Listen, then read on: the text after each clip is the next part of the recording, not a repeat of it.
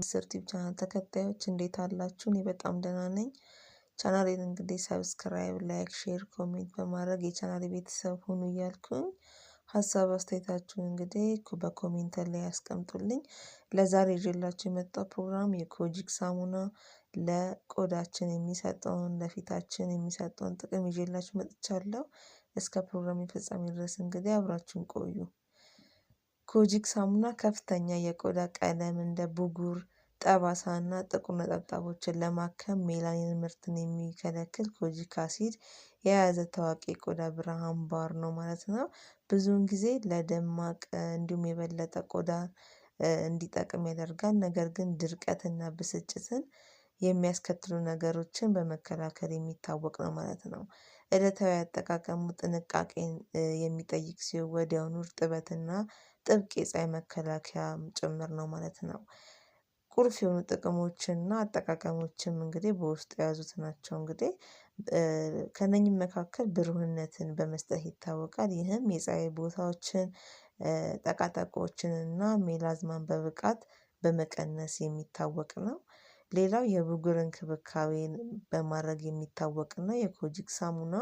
ይህም የብጉር ምልክቶችን ለማጥፋት ይረዳል ማለት ነው። ሌላው ነገሮችን ወይም ደግሞ የተለያዩ ቆሻሻዎችን ማስወጣት የሚታወቅ ነው። ይህም የሞቱ የቆዳ ሴሎችን በቀስታ ከቆዳችን ላይ ያስወግዳል ማለት ነው። ሌላው እንግዲህ ጥንካሬን በፊታችን ላይ በቆዳችን ላይ ያሳያል።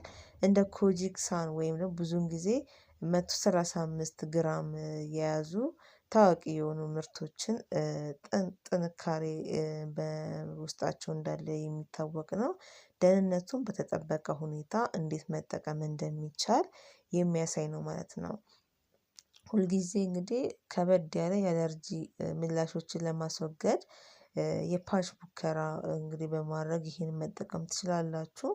አጠቃቀሙ እንግዲህ ስሜታዊ የሆኑ ቆዳ ካላችሁ በቀን አንድ ጊዜ ወይም በየጥቂት ቀናት አንድ ጊዜ መጠቀም ትችላላችሁ ማለት ነው። የዕለት ተዕለት ተግባር ማድረግ አለባችሁ። ቆዳን ለፀሀይ የበለጠ ተጋላጭ ከሆነ ይህም በጣም ለቆዳችሁ ጥሩ ሁኔታን ወይም ደግሞ ጥሩ መሻሻልን የሚያሳይ የኮጂክ ሳሙና ነው ማለት ነው። መጠቀማችሁ የተሻለ ነው ለቆዳችሁ ማለት ነው።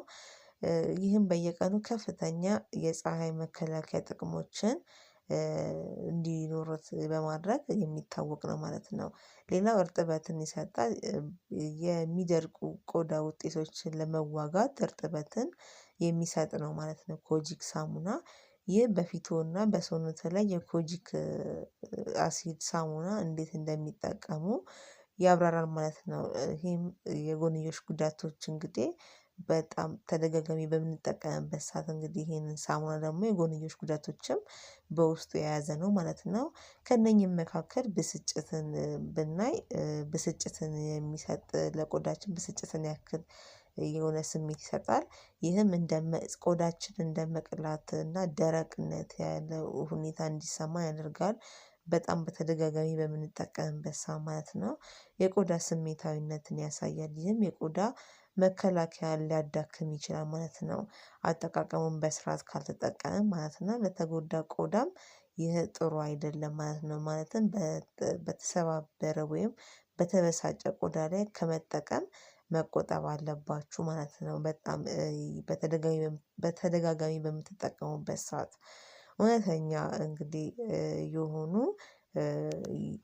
አጠቃቀሞች አይነቶች እንግዲህ ቅድም እንደገለጽኩላችሁ መጠቀማችሁ ጥሩ ነው ማለት ነው። ለቆዳችሁ በጣም በየቀኑ ባትጠቀሙት ማለትም የቀን ተእለት እንትናችሁ ከማድረግ ይልቅ በሳምንት ወይ በቀን 2 ጊዜ 3 ጊዜ ብቻ ብትጠቀሙት በቂ ነው ማለት ነው። ሌላው እንግዲህ ጥሩ ጠረንን በመስጠት ይታወቃል። ዋናውና አብዛኛውን ጊዜ የተለየ የሎሚ ጠረን አይነት በውስጡ የያዘ ሲሆን ይህም ጠረን በጣም ጥሩ የሆነ ሽታ በውስጡ ያለው ነው ማለት ነው። ስለዚህ ይህም እንግዲህ ጠረን ከበድ ያለ ኬሚካል አይነት ሽታ ሊኖረው ስለሚችል ጠረኑ የሎሚ አይነት ሽታ ካላችሁ ይሄን ጠረኑን የማትወዱት ሰዎች እንግዲህ ይሄንን ሳሙና ባትጠቀሙት ይመረጣል ማለት ነው። የጎንዮሽ ጉዳቱ ማለት ነው እንግዲህ ጠረኑ በጣም የሎሚ አይነት ሽታ አለው። ይህንን የሎሚ አይነት ሽታ ጠረኑን ወይም ደግሞ የገነነ ጠረን ስላለው ይህንን በምትጠቀሙበት ሰዓት የተለያየ ለአፍንጫችሁ አይነት በሽታ አይነት እንደ ሳይነስ እንደ አስም ያለባችሁ ሰዎች ይህንን ሳሙና ባትጠቀሙት ይመረጣል ማለት ነው።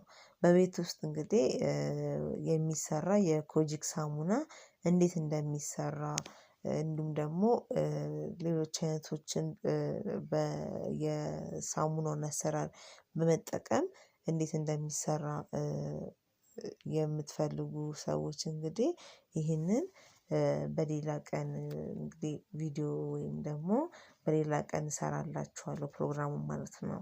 ሌላው እንግዲህ ይህን የኮጂክ ሳሙና እንደ ቫይታሚን ኢ ኦይል አሉቬራ ወይም ደግሞ የሻይ ዛፍ ኦይል ወይም ደግሞ የቲቲ ኦይል በውስጡ ገንቢ ንጥረ ነገሮች በውስጡ ስላሉ በጣም ጥሩ ለሰውነታችን ለቆዳችን ጥሩ ምላሽን ይሰጣል ማለት ነው። እንግዲህ ይሄ ቆዳችን እንዲጠናከር እንዲፈወስ ከሚያደርጉ የሳሙና አይነቶች መካከል እንግዲህ አንዱ ነው ማለት ነው የኮጂክ ሳሙና።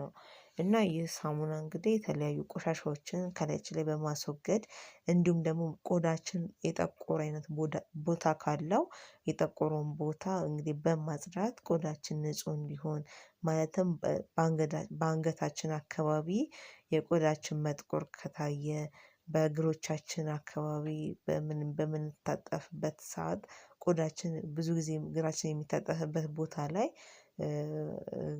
የመጥቆር አይነት ስሜት ካለ በጭናችን አካባቢ የጠቆረ ቆዳ አይነት ስሜት ካለን ይህንን የኮጂክ ሳሙና መጠቀም እንግዲህ ጥሩ ውጤትን ታገኛላችሁ ማለት ነው።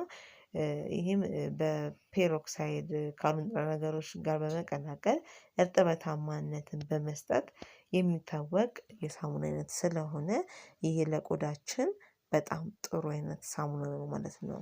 ውድ የቻናሌ ቤተሰቦች እንግዲህ ይህንን የኮጂክ ሳሙና በመጠቀም እንግዲህ የሰውነታችሁን የፊታችሁን ውበት መጠበቅ ትችላላችሁ።